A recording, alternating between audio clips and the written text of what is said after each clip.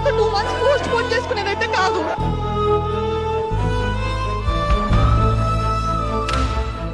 ఏడవకు, మనకి ఎంత ఖరాబ్ ఉంది. ఏడవకు.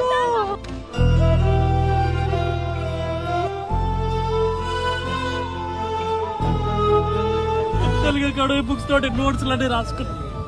తెలుగు అకాడమీ చెల్లదంట, నేను చెల్లదంట. నేను ఎక్కడ చచ్చుకోవాలి ఇప్పుడు?